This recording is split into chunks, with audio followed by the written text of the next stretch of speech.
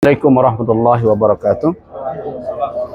Alhamdulillah, salatan wassalaman ala Rasulillah wa ala alihi wa ashabihi wa mawalah, amma ba'du. Bapak jamaah Umrah Asia Tour rahimakumullah. Alhamdulillah, pada siang ini sesuai dengan tasrih atau izin yang kita dapatkan, kita akan masuk ke dalam raudhah. Diperkirakan insya-Allah pada jam 3.20 sore. Tetapi kita harus sampai di sana sebelum jadwal tersebut. Nah, makanya jam 3 kita sudah berada di arah pintu masuk untuk menuju ke raudhah.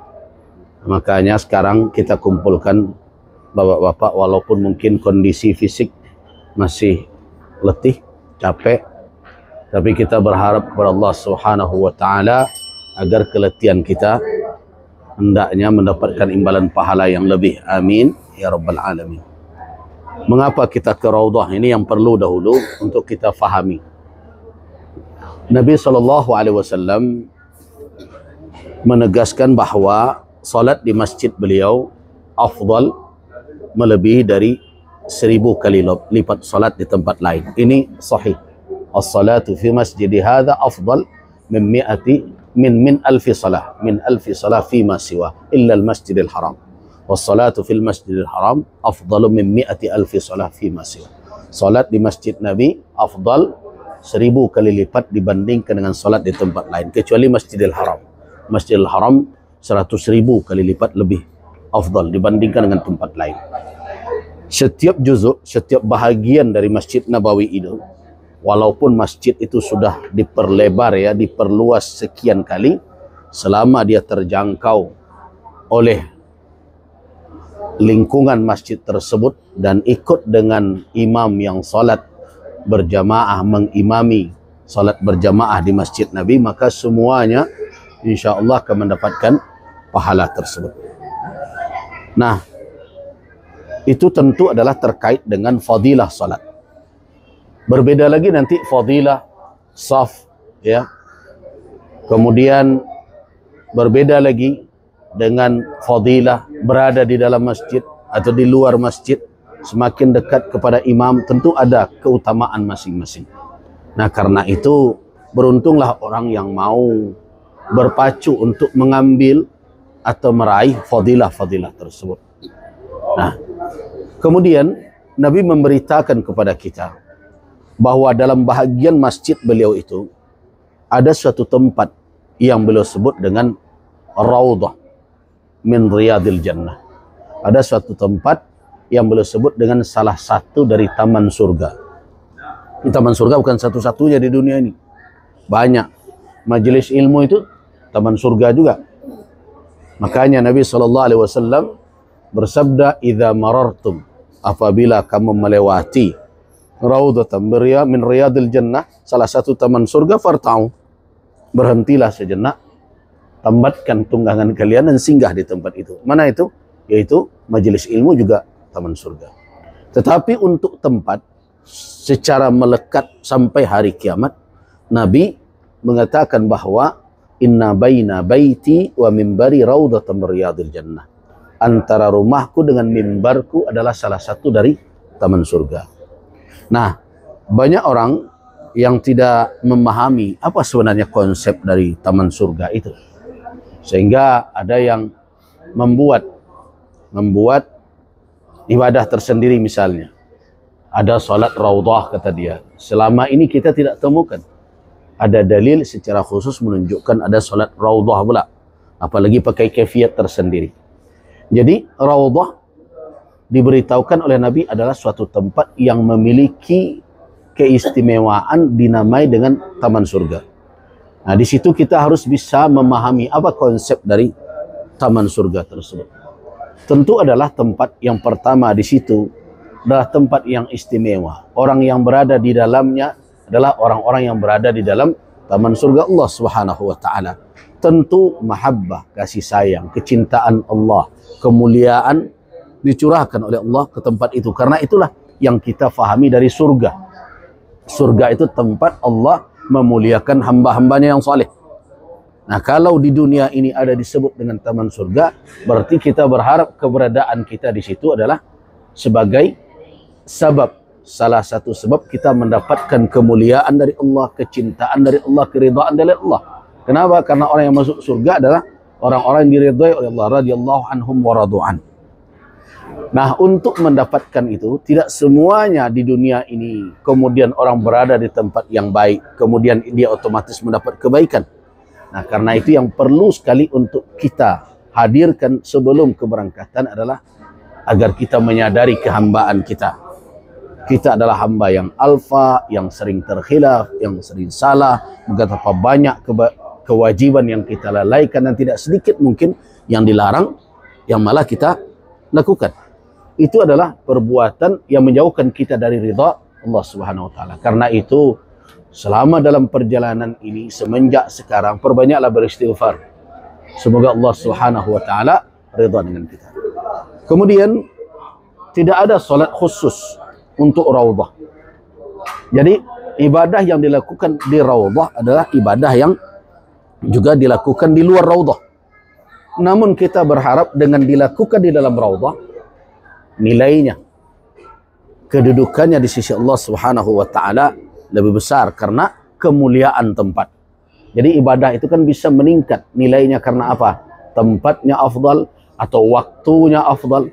Salat 2 rakaat misalnya siang hari, silakan boleh. Tapi kalau dilakukan malam, dia lebih afdal. Jadi karena itu kita berharap ibadah yang kita lakukan di sana memiliki nilai yang lebih. Nah, apa yang akan kita lakukan?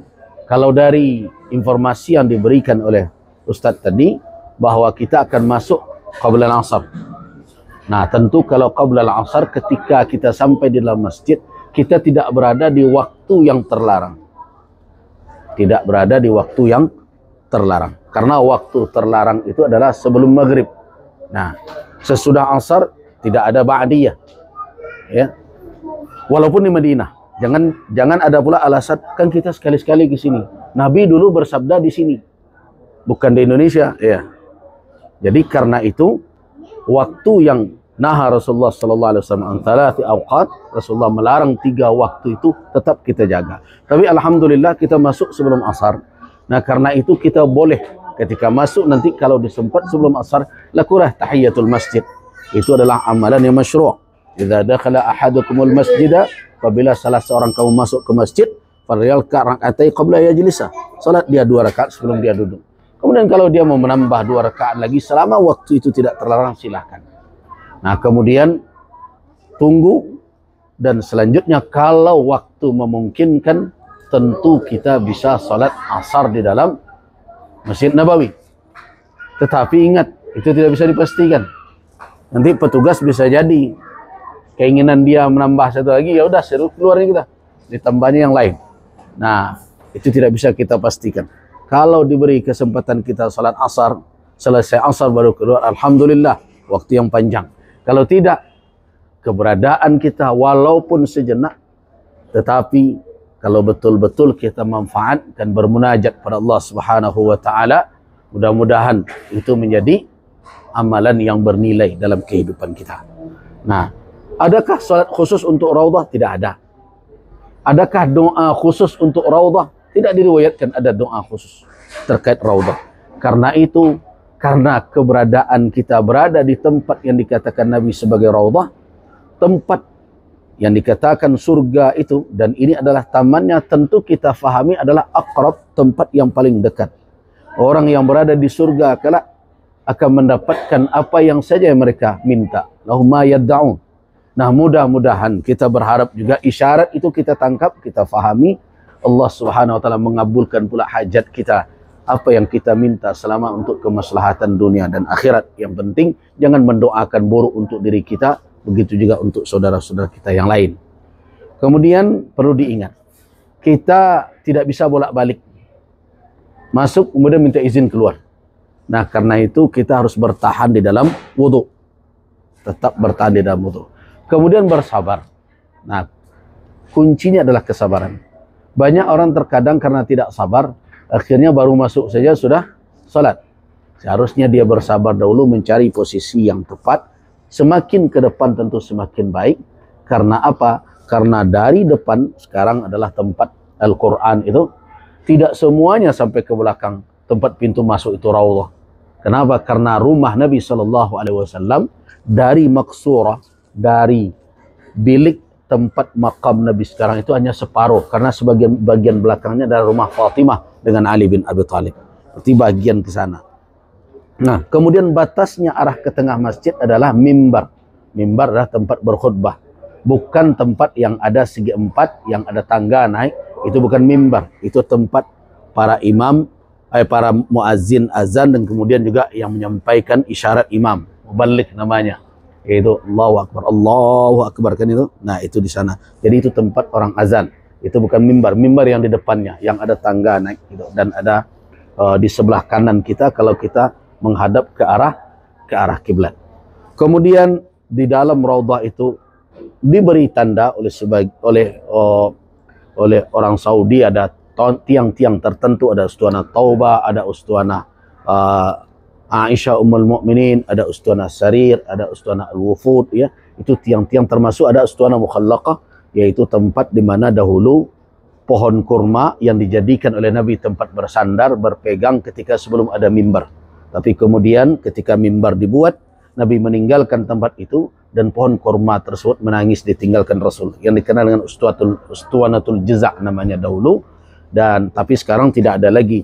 Jadi perlu diingat, tidak ada satupun di dalam Raudhah itu benda-benda baik tiang, karpet dan sebagainya yang asli atau berasal dari masa Nabi SAW. Semuanya sudah baru. Tidak ada satupun yang berasal dari masa Nabi SAW. Jadi jangan main cium tiang pula nanti. Jangan mempeluk sana dan peluk sini juga. Nah, jangan lakukan hal yang demikian. Fokus, khusuk di dalam melakukan ibadah yang disyariatkan. Kemudian berikutnya adalah setelah selesai nanti kita di Raudhah, kita kembali dan jalan bisa jadi arah ke kanan. Karena kita hampir sama posisi kita nih sekarang. Kita berhadap-hadapan. Di sana tenggara. Nah, ini sudut sini dengan sudut sana. Jadi jalan kita cukup jauh. Nanti boleh kita ke kanan, boleh kita ke kiri. Nanti dipandu oleh Ustadz yang menjadi Ustadz Rehan yang menjadi handling kita. Saya rasa itu. Kalau ada yang perlu ditanyakan, kalau tidak kita segera jalan supaya kita setengah jam sudah sampai, jam 3 sudah sampai di sana. Semua, tidak ada yang tinggal, Bukardi semuanya sudah ada. Dan tempat sendal ada di bawah. Semua sudah. Wudhu nggak ada yang batal. Baik, mari kita mulai. Bismillah, tawakkalna 'ala Allah, la haula wala quwwata.